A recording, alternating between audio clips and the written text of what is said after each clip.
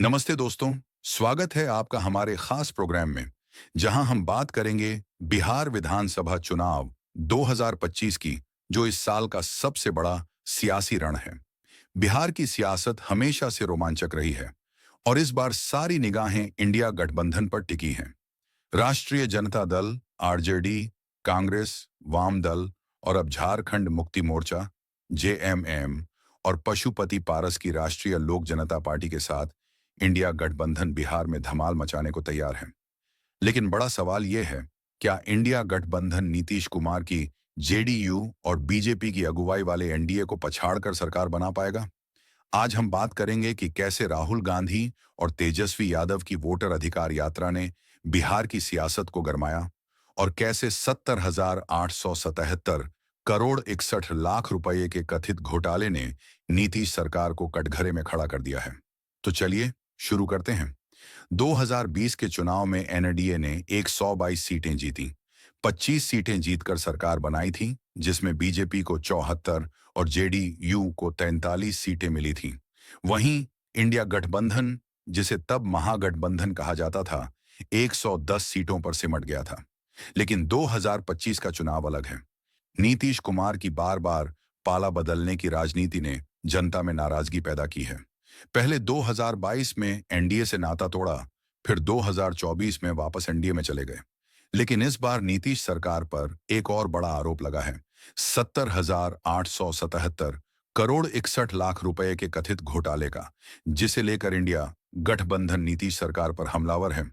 तेजस्वी यादव और राहुल गांधी इस मुद्दे को जनता के बीच ले जा रहे हैं और यही उनकी जीत का सबसे बड़ा हथियार बन सकता है।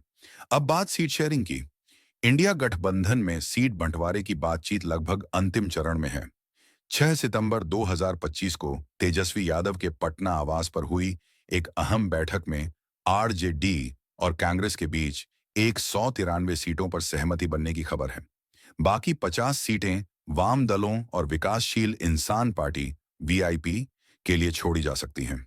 झारखंड मुक्ति मोर्चा और पशुपति पारस की पार्टी के शामिल होने से गठबंधन का आधार और मजबूत हुआ है। लेकिन दोस्तों, सीट बंटवारा आसान नहीं है। कांग्रेस मजबूत सीटों पर जोर दे रही है और आरजेडी अपनी पकड़ वाली सीटें छोड़ने को तैयार नहीं। फिर भी तेजस्वी और राहुल की जोड़ी गठबंधन को एकजुट रखने में कोई कसर नहीं छोड़ रही। दिल्ली में होने वाली अगली बैठक में फॉर्मूले को अंतिम रूप दे दिया जाएगा।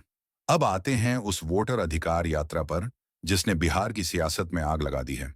17 अगस्त से 1 सितंबर 2025 तक राहुल गांधी और तेजस्वी यादव ने मिलकर वोटर लिस्ट में कथित अनियमितताओं के खिलाफ एक मेगा कैंपेन चलाया। इस यात्रा में दोनों नेताओं ने बिहार के कोने कोने में जाकर जनता से सीधा संवाद किया। तेजस्वी ने बेरोजगारी और पलायन जैसे मुद्दों को उठाया और कहा, बस 2 महीने रुक जाओ, नवंबर के बाद हर हाथ में काम होगा। राहुल गांधी ने नीतीश सरकार पर विकास के झूठे वादों और भ्रष्टाचार का आरोप लगाया। इस यात्रा ने खासकर युवाओं और ग्रामीण मतदाताओं में जोश भरा।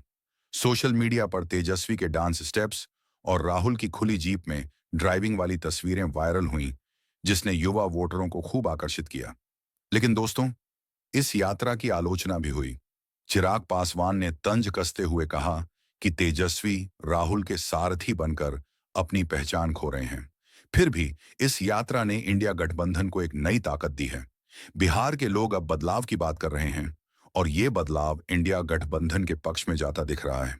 अब बात करते हैं उस 70,877 करोड़ 61 लाख रुपए के कथित घोटाले की, जिसने नीतीश सरकार को बैकफुट पर ला दिया है। जुलाई 2025 में नियंत्रक एवं महालेखा परीक्षक सीएजी की स्टेट फाइनेंस ऑडिट रिपोर्ट 2023-24 ने बिहार सरकार की पोल खोल दी। इस रिपोर्ट के अनुसार 31 मार्च 2024 तक बिहार सरकार ने 49,649 उपयोगिता प्रमाण पत्र यूसीज जमा नहीं किए, जो कुल 70,877 करोड़ 61 लाख रुपए की राशि से संबंधित है। यह राशि बिहार के सालाना बजट का लगभग 1/3 है। सीएजी ने चेतावनी दी कि इन यूसी के अभाव में यह साफ नहीं है कि यह पैसा कहां खर्च हुआ और इसमें गबन, दुरुपयोग या हेराफेरी का जोखिम है। इस राशि का बड़ा हिस्सा 5 विभागों से जुड़ा है। पंचायती राज विभाग 28,154 करोड़ रुपए के यूसीस लंबित, शिक्षा विभाग 12,623 करोड़ रुपए, शहरी विकास और आवास विभाग 11,065 करोड़ रुपए, ग्रामीण विकास विभाग 7,800 करोड़ रुपए, कृषि विभाग 2,107 करोड़ रुपए।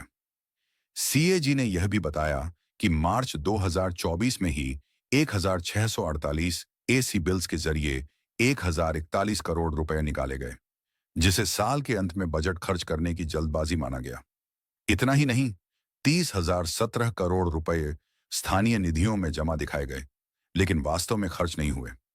ये राशि बिहार के विकास के लिए थी, लेकिन इसका हिसाब किताब गायब है। इंडिया गठबंधन ने इस मुद्दे को लपक लिया है। तेजस्वी यादव ने इसे मोदी नीतीश की चोरी करार दिया और कहा, कोई काम नहीं हुआ, लेकिन पूरा खर्च दिखा दिया गया। कांग्रेस नेता पवन खेड़ा ने कहा कि अगर इस राशि का सही इस्तेमाल होता तो बिहार में स्कूल, अस्पताल और सड़कें बन सकती थीं। उन्होंने इसे स्वतंत्र भारत के इतिहास का सबसे बड़ा घोटाला बताया। वहीं नीतीश सरकार ने इन आरोपों को खारिज किया है। बिहार के वित्त सचिव आनंद किशोर ने कहा कि यह कोई घोटाला नहीं, बल्कि सामान्य लेखा प्रक्रिया है। उन्होंने दावा किया कि 2022-23 में 1,09,093 करोड़ रुपए के यूसीज सेटल किए गए और इस साल यूसीज की पेंडेंसी पिछले 5 सालों में सबसे कम है। लेकिन दोस्तों, जनता में सवाल बरकरार है, अगर सब कुछ सामान्य है तो इतनी बड़ी राशि का हिसाब क्यों नहीं? तो आखिर क्यों माना जा रहा है कि इंडिया गठबंधन इस बार बिहार में बाजी मार सकता है? पहला मामला, 70,877 करोड़ 61 लाख का कथित घोटाला। सीएजी की रिपोर्ट ने नीतीश सरकार की विश्वसनीयता पर सवाल उठा दिए हैं।